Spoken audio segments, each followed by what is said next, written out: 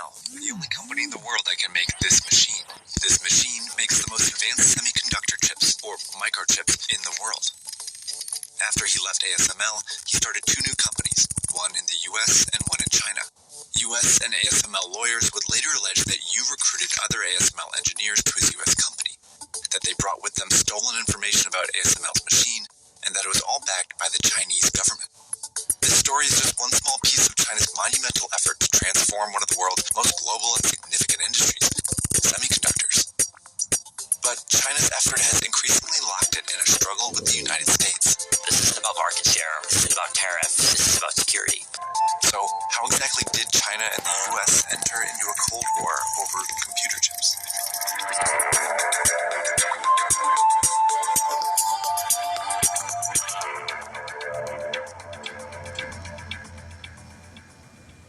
This is the first semiconductor chip, invented in the 1950s by engineers in the US.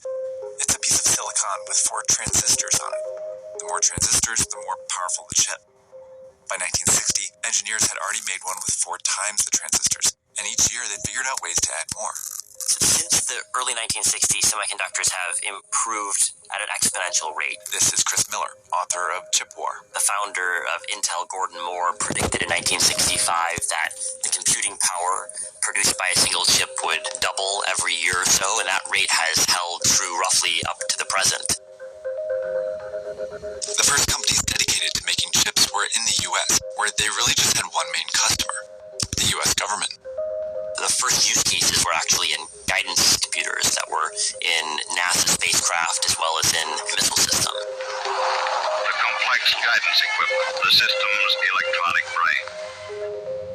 Since chip companies were making better and better chips each year, the US government believed a deep partnership with them would ensure that it always had access to the most advanced ones. The U.S. government has believed that computing has been a core determinant of nations' power on the world stage. You think about the ways that computing has been used to crack codes in World War II or to track Soviet submarines during the Cold War. I think that judgment is correct. At first, these chip companies handled the entire supply chain. They designed the chips, manufactured them, and assembled them into a package for installation into a product, all within the U.S. But by the late 1960s, they realized they could make a lot more money designing chips for civilian products, like corporate computers. They just had to make a lot more of them, and a lot less expensively. So many chip companies moved their manufacturing and assembly to factories in Japan, Taiwan, South Korea, and Hong Kong, where labor was cheaper, and the U.S. government encouraged them. All these countries were U.S. allies or partners, and this was a way to support their economies and deepen ties. At the same time, it banned these chip companies from sharing technology with its rivals, the Soviet Union and China. It was a way to keep them years behind the U.S. as chips advanced. Because of Moore's law, advanced chips are substantially better than previous generations. If you're 5 years behind or 10 years behind, you're actually quite far behind the cutting edge. But it wasn't long before these allied governments began investing in their own chip companies. In the 1970s and 80s, Toshiba in Japan and Samsung in South Korea began designing and manufacturing chips that rivaled the Americans. And in the 1990s, a Taiwanese company, TSMC, got so good at manufacturing chips that many companies in the US stopped doing it. It meant that US companies were not the only ones who could make the most advanced chips anymore. And every country's chip industry was increasingly reliant on other countries for the materials, software, and equipment needed to make more complex chips. But while the US and its allies were pushing the limits of chip technology, China was lagging behind. In addition to the US blocking it from accessing chips during the Cold War, many of China's brightest scientists and engineers had been driven out of the country by the dictator Mao Zedong during the 60s and 70s. But over the next few decades, new Chinese leaders pushed to catch up. By the 1990s, the Cold War was over. The US had become friendlier with China, and it had lifted most of its export controls. And so China enticed many chip companies to move their assembly operations to China. And by the 2000s, China dominated this end of the supply chain.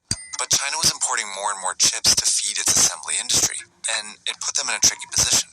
The Chinese government had studied the tech supply chain, and they realized the entire Chinese tech ecosystem relied on a foundation of imported silicon from China's geopolitical adversaries, from the United States, from Japan, from Taiwan, and China's leaders concluded, quite understandably, that this was a risk they were unwilling to continue to take. So the Chinese government poured money into its own chip design and manufacturing companies, which increasingly partnered with non-Chinese firms. all in the hopes of creating a chip supply chain that existed entirely within China. Soon, China could design, manufacture, and assemble some older generations of chips, mostly on its own. But it was still years away from making the most cutting-edge chips. Snap your W-2 and file Fed and state for free. Simple tax returns only. This is one of those chips. It's got around 114 billion transistors on it. Remember, in 1960, chips had 4. Computing capabilities of the future, just like the computing capabilities of the past, will be deployed to military uses. The problem is only a few companies in the world are involved in making them, and none are in China. To start, only 3 American companies make the software needed to design advanced chips. Then, turning those designs into real chips requires a machine that's only made by one company, ASML. But this machine requires equipment that's only made in the US. Finally, only companies in Taiwan and South Korea can put it all together and manufacture the most advanced processor chips. These companies are choke points in the supply chain, and China was totally reliant on them for advanced chips. In 2019, police in the US went to arrest Song Cheng-yu, but couldn't find him. Until he appeared later in China as the CEO of his company that successfully made software like ASML's. Thanks to help from the Chinese government, his company was flourishing. And his story was just one of several instances of IP theft in the chip industry. The Chinese government has been, at the very least, passively supportive, but in some cases actively supportive of IP theft, because the Chinese government realizes that its companies are in a position of relative weakness. In order to eventually decrease its reliance on this foreign supply chain, China was identifying choke points like ASML and copying them. But the plan backfired. And this has really angered U.S. government and other governments and caused them to take China's subsidies as a more security-focused issue rather than just an economic issue. This was happening at the same time that the relationship between the U.S. and China was becoming less cordial and more competitive. China's market distortions and the way they deal cannot be tolerated. A tremendous intellectual property theft situation. Game on here, a trade war between the United States and China. Trump says he plans to impose a 10% tariff increase on China. If they don't want to trade with us anymore, that would be fine with me. In 2018, the Trump administration banned U.S. companies from selling components to CTE, a Chinese tech company.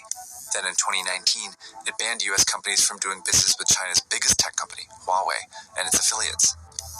These bans nearly bankrupted CTE and dealt a significant blow to Huawei. In 2022, the next U.S. president, Joe Biden, targeted China's chip industry more broadly. First, it banned all U.S. companies from selling advanced chips to China, but it also blocked Chinese design companies from using U.S.-made design software and U.S.-made manufacturing equipment. Plus, it banned global companies who use U.S. semiconductor technology from selling advanced chips to China as well.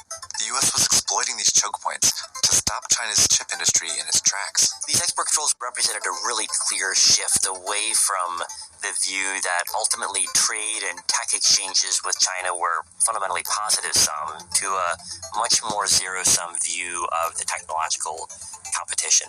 Next, the U.S. passed a law that would invest billions of dollars into its own chip manufacturing companies, and finalized a deal with Taiwan's biggest manufacturer, TSMC, to build manufacturing plants in the U.S., all to enable the U.S. to keep racing ahead. China and the U.S. have a pretty similar view of the political stakes when it comes to semiconductors. That's why the U.S.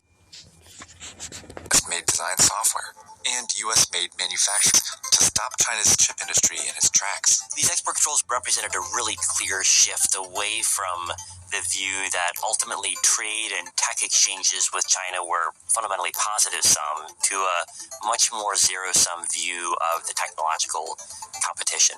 Next, the U.S. passed a law that would invest billions of dollars into its own chip manufacturing companies, and finalized a deal with Taiwan's biggest manufacturer, TSMC, to build manufacturing plants in the U.S., all to enable the U.S. to keep racing ahead. China and the U.S. have a pretty similar view of the political stakes when it comes to semiconductors. That's why the U.S. government has made it a priority to defend the U.S. lead. But this has also put extraordinary pressure on another conflict between